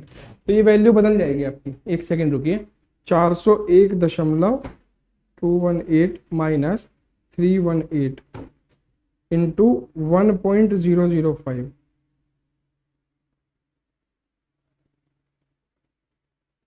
ये आएगा 83.63, 83.63। ठीक है, 83.63, और यहाँ पे भी 83.63, 83.63 किलो जूल पर केजी। ठीक है, kilo joule per KG into 0.0624। हाँ अब ठीक है, ठीक है, ऐसे निकालना है। ये ध्यान रखिएगा कि वैल्यूज ठीक रख रहे हैं आप लोग। तो T3 की वैल्यू कितनी है बेटा, 318, और T4 की वैल्यू कितनी है, 213.998 मेरे भाई। जब आप इसको सॉल्व करेंगे, when you solve it you will get turbine work as 6.522 kilowatt, 6.522 kilowatt. ठीक है, ये आ गया। नेक्स्ट क्या निकालना है, COP निकालनी है भाई। COP का एक जनरल फॉर्मूला मैंने आपको बताया था, COP का एक जनरल फॉर्मूला बताया था। नेक्स्ट इज 4 COP क्या होती है, डिजायर्ड इफेक्ट या refrigeration effect upon W net, upon W net. तो रेफ्रिजरेशन इफेक्ट यहाँ कहाँ मिल रहा है, H1 माइनस H4 में 1 से 4 तक, और डब्ल्यू नेट मतलब W compressor minus W turbine, turbine work को घटा दो कंप्रेसर वर्क में से, ठीक है। तो COP आ जाएगी।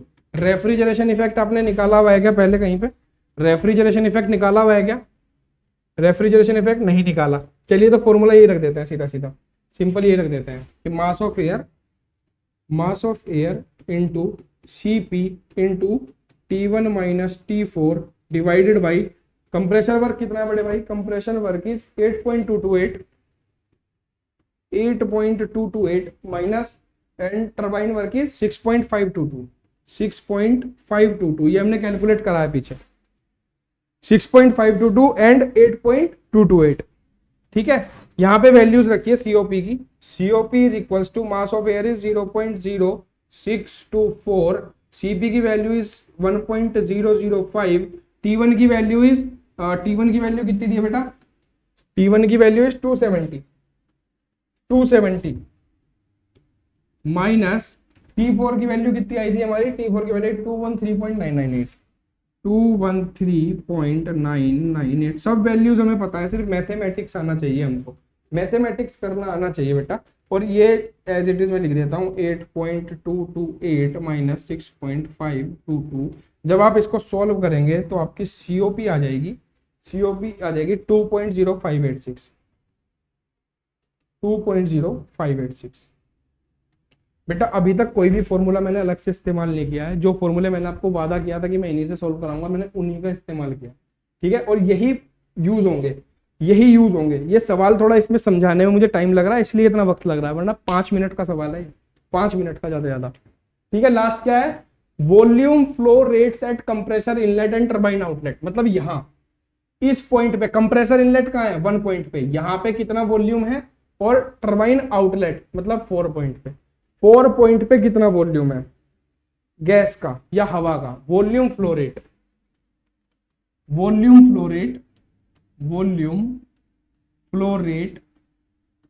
Eight compressor inlet that is at point one पे कितना है बेटा। हम किसकी बात कर रहे हैं, एयर की। एयर क्या होती है, आइडियल गैस होती है। तो आइडियल गैस इक्वेशन लगा दो, क्या है ideal gas equation, P into V is equals to MRT। पहले पॉइंट पे लगा रहे हैं तो P1 V1 M1 R1 T1, ठीक है, P1 V1 M1 R1 T1। P1 कितना है, मैं 1 मान के चल रहा हूं, 1 पास्कल में। इसमें प्रेशर रखा जाता है पास्कल में, V आता है मीटर क्यूब में, ये आता है केजी में, और T आता है केल्विन में, बस इतना ध्यान रखना है, ठीक है। पास्कल मैंने 1 क्यों माना, क्योंकि हमें ना बेटा रेशो दिया है, देखो हमें ना रेशो दिया है, रेशो। तो मैं इसको 1 रखूंगा तो ये अपने आप 4 हो जाएगा, इसको 1 रखूंगा तो ये अपने आप 4 हो जाएगा, तो मैं 1 मान लेता हूँ इसको, P1 को, ठीक है। 1 V1 की वैल्यू हमें निकालनी है, इसकी वैल्यू हमें पता है 0.0624, R1 की वैल्यू मैंने आपको बताई थी 0.287, ठीक है। अगर मैं जूल में लिखूंगा तो बेटा ये आ जाएगी 287 से 287, और इंटू T1 की वैल्यू, T1 कितना है भाई, T1 हमारा है 270। ये सब वैल्यूज हमें दी हुई है। जब यहाँ से आप निकालेंगे तो यहाँ से V1 की वैल्यू आएगी, 0.048, और ये आएगी मीटर क्यूब पर सेकंड में, तो इसीलिए फ्लो रेट बोल रहे हैं, रेट मतलब समय के साथ, ठीक है। दूसरी चीज अगर मुझे निकालना है कहाँ पे, एट टर्बाइन आउटलेट पे निकालने के 2 तरीके हैं। तरीका नंबर वन ऐसे ही कीजिए, टर्बाइन आउटलेट कहाँ पे है, 0.4 पे, M4 R4 और T4। बेटा कुछ नहीं बदलेगा, यहाँ पे भी 1 आ जाएगा, यहाँ पे V4 आ जाएगा, क्योंकि देखो प्रेशर कांस्टेंट है, 1 और 4 पॉइंट का प्रेशर कांस्टेंट है, P लोअर, ठीक है, कुछ नहीं बदलेगा। M4 वही हवा आ रही है घूम फिर के, वही हवा आ रही है, हवा उतनी की उतनी है, यूनिवर्सल गैस कांस्टेंट है, तो ये तो बदलेगा ही नहीं। तो T4 बदलेगा सिर्फ। T4 की वैल्यू कितनी है, T4 की वैल्यू है 213.998, यहाँ से जब आप निकालेंगे V4 तो V4 की वैल्यू आएगी आपकी 0.038 इतने मीटर क्यूब पर सेकेंड, मीटर क्यूब पर सेकेंड। ठीक है, एक तरीका तो हो गया ये। दूसरा क्या है, हमें पता है कि वन और पॉइंट नंबर 1 और पॉइंट नंबर 4 का प्रेशर कांस्टेंट है, कांस्टेंट प्रेशर हीट एब्जॉर्प्शन है ना, पॉइंट 1 और पॉइंट 4। क्या करेंगे बेटा, हम लिखेंगे P1 is equals to P4। हमें पता है P1 is equal to P4 है, तो इस फॉर्मूले से P1 की वैल्यू निकालो जरा कितनी आई। अगर मैं इसमें रखूं M1 R1 T1 upon P1, इधर ये V1 इधर आ जाएगा, ये V1 इधर आ जाएगा। ठीक है, और अगर मैं P4 की रखूं तो M4 R4 T4 upon V4। बेटा M कांस्टेंट है, R कांस्टेंट है, दोनों कट गए, तो क्या आ गया, T1 upon V1 is equals to T4 upon V4, T4 upon V4। हमें बस यहाँ से V4 की वैल्यू निकालनी थी। ठीक है, आप रखेंगे तो वैल्यू सेम हो जाएगी। हमारा सवाल समाप्त हो गया। एक बार मैं क्विकली आपको बता देता हूँ हमने इसमें किया गया है सवाल में। आपको लगा होगा पता नहीं कितना कुछ करा दिया, भाई कुछ नहीं कराया, आपको समझाने में टाइम लगा। जूल रेफ्रिजरेशन साइकिल दी थी हमने, जूल रेफ्रिजरेशन साइकिल बनाई। हर एक पॉइंट पे हमें टेम्परेचर निकालना है, point number 1, point number 2, point number 3, point number 4। जैसे ही हमें हर एक पॉइंट पे टेम्परेचर मिल जाएगा हमारा सवाल कंप्लीट हो जाएगा। टेम्परेचर निकालने के लिए आपको इस फॉर्मूले का इस्तेमाल करना पड़ेगा, इस फॉर्मूले का इस्तेमाल करना पड़ेगा 99% सवालों में। ठीक है, जो दिया है वो यहाँ पे लिख लिया। फॉर्मूले का इस्तेमाल करके हमें 1 और 3 का टेम्परेचर पता था, हमने 2 और 4 का टेम्परेचर निकाल लिया। ठीक है, अब उसने पूछा मास flow rate. Mass flow rate के लिए मैंने आपको बताया हमें रेफ्रिजरेशन कैपेसिटी की जरूरत पड़ेगी जरूर हर सवाल में। तो जो भी रेफ्रिजरेशन कैपेसिटी हमें दी हो, कितनी दी है इसमें, 1 टार 1 TR, तो 1 TR को हमने कन्वर्ट कर लिया किलोवाट में पहले ही। 3.5167 से गुणा कर दो, किलोवाट में आ जाएगा। तो रेफ्रिजरेशन कैपेसिटी का फॉर्मूला होता है मास of air into refrigeration effect. यहाँ पे हमने रखा। रेफ्रिजरेशन इफेक्ट हमें कहाँ मिलता है, रेफ्रिजरेशन इफेक्ट मिलता है 1 to 4 में, यहाँ पे। ठीक है, ये हमने डिटेल में पढ़ा है कैसे मिलता है 1 to 4 में। इसीलिए मैं कहता हूँ थ्योरी का एप्लीकेशन पार्ट न्यूमेरिकल है, 1 to 4 में पढ़ाया हमने। तो H1 माइनस H4, ज्यादा वाले में से कम वाले को घटा दो, रखा H1 माइनस H4। H की वैल्यू क्या रखी, Cp into T1 minus T4। भाई साहब सोल्व कर दिया पूरा, मास ऑफ एयर आ गया निकल के। हीट रिजेक्ट, जैसे ही आपको टेम्परेचर पता चलेगा, आपको सिर्फ टेम्परेचर निकालने हैं, फिर आपको बस डायग्राम देखते रहना है और जो जो पूछा है वो निकालते रहना है। मास फ्लो रेट निकल गया, रेफ्रिजरेशन कैपेसिटी। हीट रिजेक्शन कहां से कहां तक होती है, 2 से 3 तक, तो करो H2 माइनस H3, फिर वैल्यू रखो H को मास की टर्म में रखो, M into Cp into T। ठीक है, तो T2 पता है, T3 पता है, सॉल्व करके निकाल लिया। सिमिलरली कंप्रेसर वर्क कहां हो रहा है, 1 से 2 तक, तो H2 माइनस H1।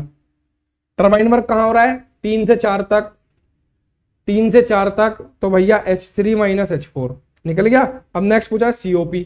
COP क्या होता है, refrigeration effect upon W net. W net मतलब कंप्रेसर वर्क में से टर्बाइन वर्क घटा दो, घटा दिया। और रेफ्रिजरेशन इफेक्ट की वैल्यू कैसे निकाल दी, T1 माइनस T4 करके, H1 माइनस H4 करके। कितना आ गया, 2.0586। वॉल्यूम फ्लो रेट के लिए क्या बताया मैंने, PV is equal to MRT। जिस पॉइंट पे निकालना हो उस पे PV is equal to MRT लगा दो फॉर एयर, क्योंकि एयर आइडियल गैस है। वॉल्यूम निकल जाएगा, मास निकल जाएगा। ये हमारे एक टाइप के न्यूमेरिकल हो गए समाप्त। नेक्स्ट लेक्चर में और न्यूमेरिकल करेंगे बेटा, 2 लेक्चर लगेंगे आप कंप्लीट न्यूमेरिकल कराने में। और दूसरे में इतना टाइम नहीं लूंगा मैं, दूसरे में मैं सोल्व करता हुआ चलूंगा, क्योंकि जो मुझे समझाना था मैं आपको समझा चुका। ठीक है, ये फॉर्मूला शीट आप बनाइए, इसमें कोई न्यूमेरिकल कोई फॉर्मूला रह गया हो, इधर COP का फॉर्मूला रह गया हमारा शायद ना, COP का फॉर्मूला रह गया यहाँ पे, नहीं लिख दिया यार COP का फॉर्मूला भी है ना। एक आइसेंट्रोपिक वाला फॉर्मूला रह गया, आइसेंट्रोपिक का जो पढ़ा था 1/RP की पावर गामा माइनस 1/गामा माइनस 1। वो तब लगाते हैं जब कंप्रेशन और एक्सपेंशन प्रोसेस आइसेंट्रोपिक हो बस, वरना हम इसी फॉर्मूले की हेल्प से चलते हुए चलेंगे। देख लो, इनसे अलग मैंने कोई फॉर्मूला इस्तेमाल नहीं किया, जो इस पेज पे लिखे हैं इनसे अलग कोई फॉर्मूला इस्तेमाल नहीं किया। ये डायग्राम मैं आपको समझा चुका हूँ। चलिए मिलेंगे नेक्स्ट लेक्चर में नेक्स्ट क्वेश्चंस के साथ। 2-3 क्वेश्चन हो रहे हैं, वो कराएंगे, आपके प्रीवियस ईयर क्वेश्चन पेपर में आए हुए हैं। कुछ प्रैक्टिस क्वेश्चन मैं आपको इन्हीं शीट्स में डाल के दूंगा। जैसे इसमें एक क्वेश्चन पड़ा हुआ है, इसमें एक क्वेश्चन आपको मिलेगा यहां से आगे, ये क्वेश्चन, ये तो मुझे कराना हुआ। चलिए ये मैं आपको नेक्स्ट क्लास में करा दूंगा। सबसे पहले ये कराऊंगा, फिर 2-3 क्वेश्चन और कराऊंगा, और उसके बाद कुछ क्वेश्चन आपको प्रैक्टिस के लिए दे दूंगा, उसी शीट में डाल के आप उनको खुद प्रैक्टिस कर सकते हो। गारंटी दे रहा हूँ बेटा, न्यूमेरिकल आप एक बार इसको अपने आप समझा दिया मैंने, आप खुद करके देखना, बहुत आसान न्यूमेरिकल होते हैं, डरना नहीं है। जो थ्योरी हमने पढ़ी है अपने पे कॉन्फिडेंस रखो, थ्योरी हमने पढ़ी है, डिटेल में पढ़ी है, सब कुछ उखाड़ के आएंगे। ठीक है, बिल्कुल बढ़िया करके फोड़ देंगे पेपर को। चलिए तब तक आप पढ़ते रहिए, मेहनत करते रहिए, मिलेंगे नेक्स्ट लेक्चर में।